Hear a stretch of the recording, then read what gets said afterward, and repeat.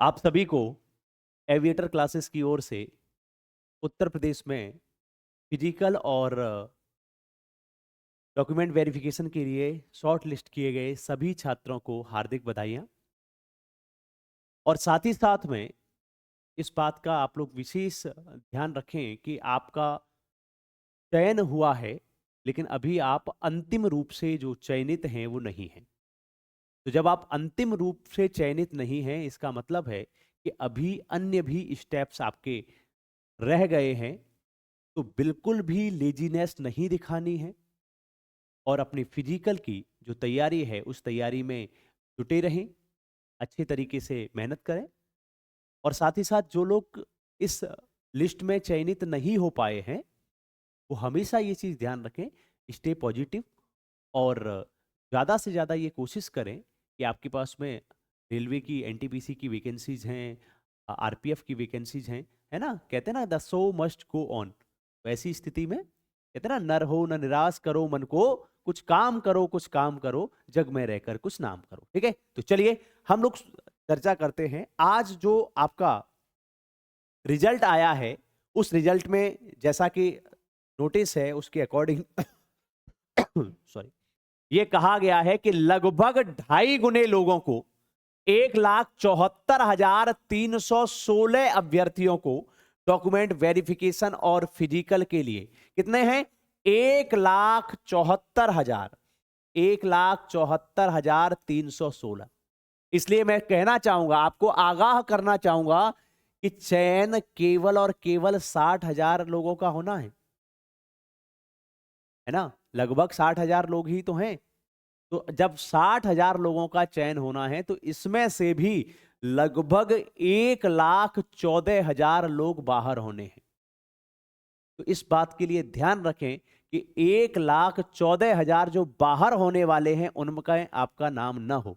इसके लिए क्या करना है आपको, इसके लिए सिंपल सा आपको काम करना है और वो काम ये करना है कि आप अपने जो डॉक्यूमेंट्स हैं उनको अपने पास में रखें, फिजिकल जो है उसकी तैयारी करते रहें। दूसरा एक बात और मैं कहना चाहूंगा कि अभी जो कहा गया था, कई लोग ये कह रहे थे कि सर इतनी मेरिट नहीं जाएगी, ऐसा नहीं होगा वैसा नहीं होगा। और जनरल के लिए मैंने बताया था कि लगभग 220 के आसपास आपकी मेरिट आएगी। और आपने ये देखा होगा कि हमारे पास जो अनारक्षित लोग हैं उन अनारक्षित लोगों की फिजिकल के लिए जो मेरिट आई है वो 214 है। इवन अगर आप लड़कियों की भी स्थिति देखें तो 203 है। इसका मतलब है ये मेरिट काफी अच्छी है। ठीक है, आप देखिए यहां पर ओबीसी के लिए 198.99 है, इस तरीके से चीजें हैं। और अनुसूचित जाति 178 है। ठीक है, अच्छा जो हो चुका है उस पर हम लोग चर्चा नहीं करते, है ना। और ऐसा भी नहीं कहेंगे हमने जो कहा था वही हुआ, ऐसा वैसा ये सब जो है वो ड्रामेबाजी नहीं।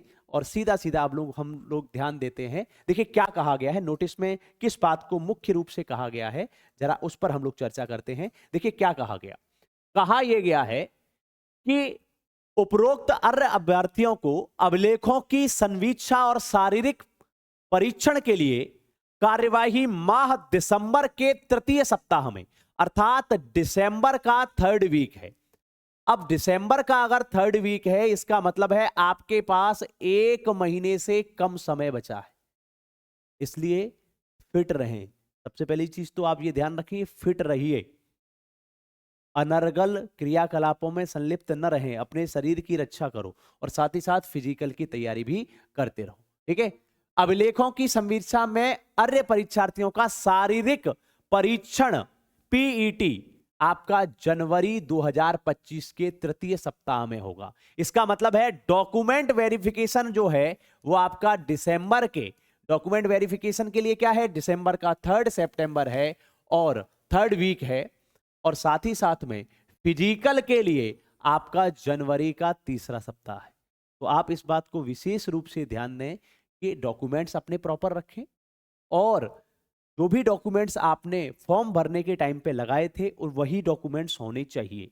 ऐसा नहीं हो कि उसके बाद का आपने मूल निवास बना लिया या आपने जाति प्रमाण पत्र बना दिया। आपको ये ध्यान रखना है उस समय जो आपने जब फॉर्म फिलअप किया था उस समय आपका जो डॉक्यूमेंट्स क्या क्या नीडेड थे वो होनी चाहिए। ठीक है, साथ ही साथ फिजिकल का डेट दे दिया गया है जनवरी 2025 का तृतीय सप्ताह है। ठीक है, तो यहीं पर हम अपनी आज का चयनित छात्रों को ये कहना चाहेंगे कि अभी आप चयनित हैं। शॉर्ट लिस्टेड आ रहा ना, you are shortlisted, congratulation, you are short listed.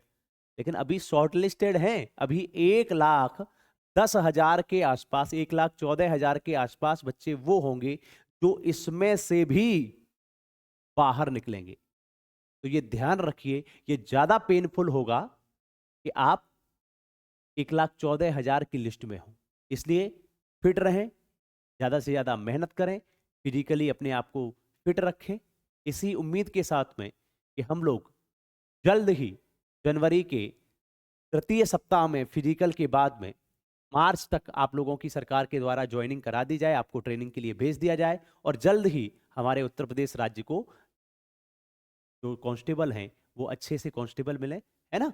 तो इसी उम्मीद के साथ में आप सभी को फिर से एक बार फिर से तहे दिल से शुक्रिया, आपको बधाइयां। और साथ ही साथ में जो लोग चयनित नहीं हुए हैं उनको मैं इतना ही कहना चाहूंगा कि नर हो न निराश करो मन को, कुछ काम करो, कुछ काम करो, जग में रहकर कुछ नाम करो।